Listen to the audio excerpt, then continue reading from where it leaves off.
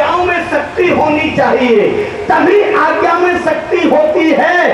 तुम्हारी भुजाओं में शक्ति नहीं है, मथुरेश बने बैठे हो।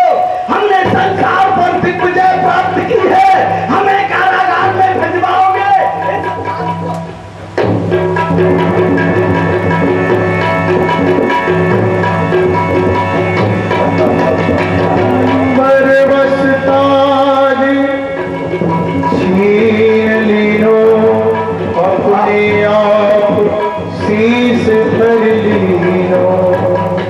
अब हमें कहो मथुरेश, इस मथुरा मंडल के राजा अब तुम नहीं, अब इस मथुरा मंडल के राजा हम हैं, हम हो।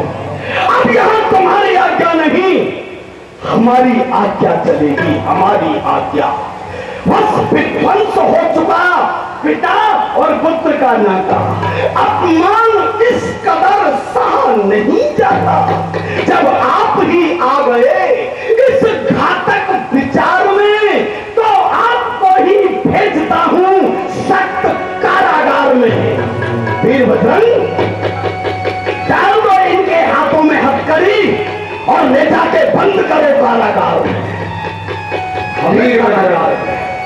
थोड़ा आगे बढ़े, लेकिन वृद्ध महाराज को देखकर ठहर गए।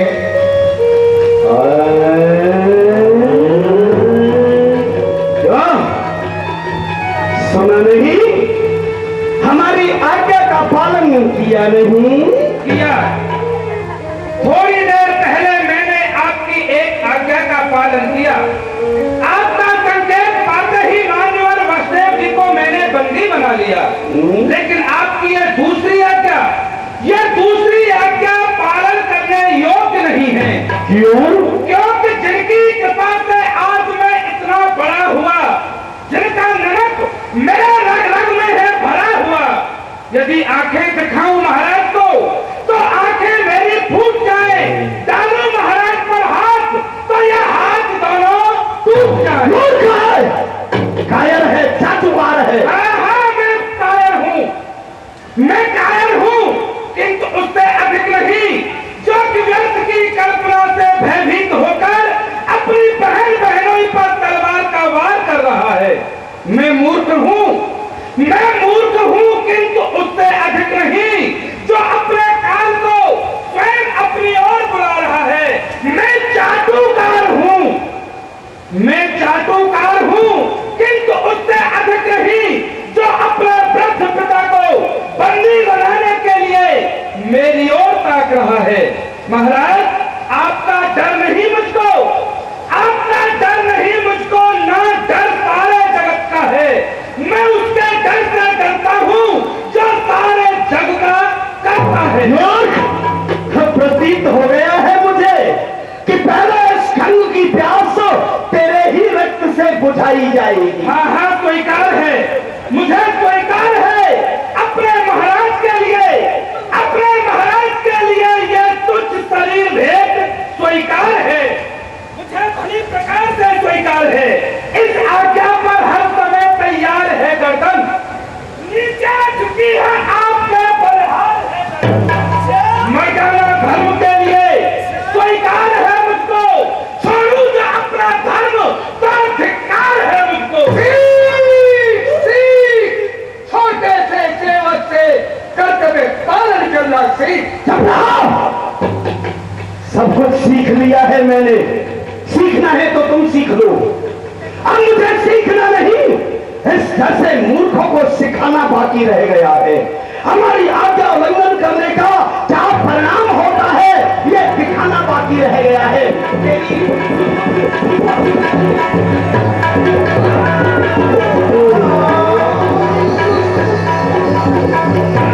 तलवार के वार से, तलवार के वार से विक्रम सिंह को घायल कर दिया।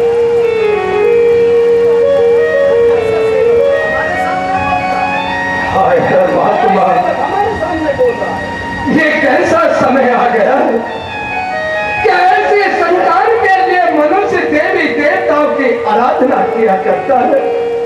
हमें संतान सुख हो और हम संतान का मुख देखें, इससे तो बिना संतान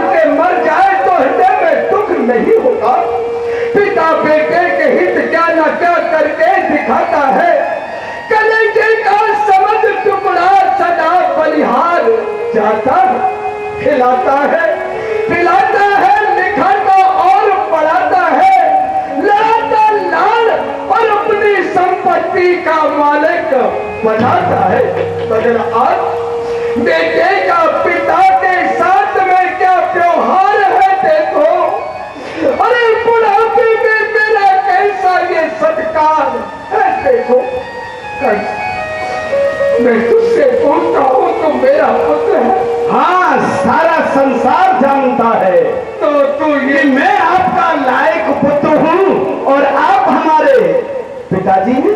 तो तू ये जानता है कि पिता का क्या धर्म होता है। पिता का धर्म होता है कि अपने पुत्र को लिखाए, पढ़ाए, सुयोग्य बलवान बनाए और अंत में सारी संपत्ति का मालिक बना करके स्वयं वन को चला जाए। ये पिता का धर्म है। तो हाँ। पुत्र का भी कुछ कर्म होता है जो कि पिता के प्रति करे। हाँ, बहुत अच्छा होता है। क्या होता है? जो मैं तुम्हारे साथ कर रहा हूँ। कौन कर रहा है? पिता को बंदी बना रहा से कारागार भेज रहा है। हाँ। और नीच नार की नरक साथ ये बूढ़े पिता की आत्मा का शाप है। बूढ़े पिता का शाप है। तू चैन न पाए, बदला तेरे कर्मों का तेरे सामने आए। अरे जिस देवती पर तू आज ये धर्म उठाए, संतान इसका हो तेरा अस्तुत्य बचाए परमात्मा।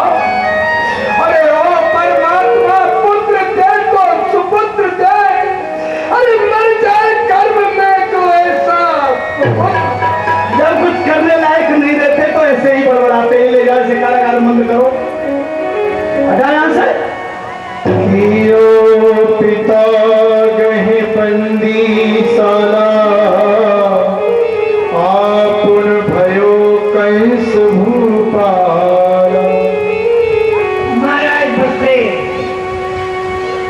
इस सारा देख रहे हैं कि अपने पिता के साथ इस कंस ने क्या संपर्क किया है, क्या व्यवहार किया है। हर के विचार बदल गए बसदेव के, लेकिन धर्म नीति को विचार के कुछ कहने का साहस किया। इस समय महाराज कंस बड़े ही क्रोध में, अगर मैं भी क्रोध करूंगा तो कोई लाभ नहीं, बस हानि ही हानि है। मैं आपके सम्मुख कुछ निवेदन करना चाहता हूँ। तब वसुदेव कहो कर जोरी, राजन सुनिए विनेक मोरी। राजन सुनिए विनेक मोरी। मैं आपसे ये निवेदन करना चाहता हूँ कि आप वृथा देवकी को मत मारो, या तो सुत है काल तुम्हारो। आप वृथा में ही देवकी को क्यों मार रहे हैं? ये देवकी आपका काल नहीं है। नहीं बसदेव, इसकी संतान ही तो आपका काल है ना। वृथा में नहीं मार रहा हूँ। देवकी का वध करना मेरा कोई उद्देश्य नहीं है। मेरा उद्देश्य है अपने उस काल को समाप्त करना कि जिसे जन्म ये देवकी देगी। क्योंकि नीति ऐसा कहती है कि वृक्ष फले जो विष फल लागे, ताहि बढ़े पहले ही त्यागे। जिस वृक्ष में विषैले फल लगते हो, उस वृक्ष को बढ़ने से पहले ही काट देना चाहिए। ये देवकी मेरे लिए विषलेल है, इसीलिए इसे जीवित छोड़ना ये संभव नहीं है। यदि इसके साथ रहने से, इसके साथ विवाह होने से आपको यदि इससे मोह हो गया है और ये चिंता हो रही है आपको कि बिना वधू के यहाँ से बारात जाएगी तो हमारे नगर में हंसी होगी, बसदेव कर ऐसा विचार तुम्हारे मन में है तो त्याग दो इस विचार को। इस विचार को हृदय में मत लाओ, मत करो चिंता तुम अपने विवाह की। अरे कन्या और ब्याहे तो ही दे हो। यदि आपको विवाह की चिंता है तो आपके लिए नाग कन्या, देव कन्या, यक्ष कन्या, गंधर्व कन्या, एक नहीं हजारों कन्या ला करके तुम्हारे चरणों में समर्पित कर दूंगा, लेकिन इसे मैं कदापि जीवित नहीं छोड़ूंगा, इसे मारूंगा, अवश्य मारूंगा। नहीं महाराज,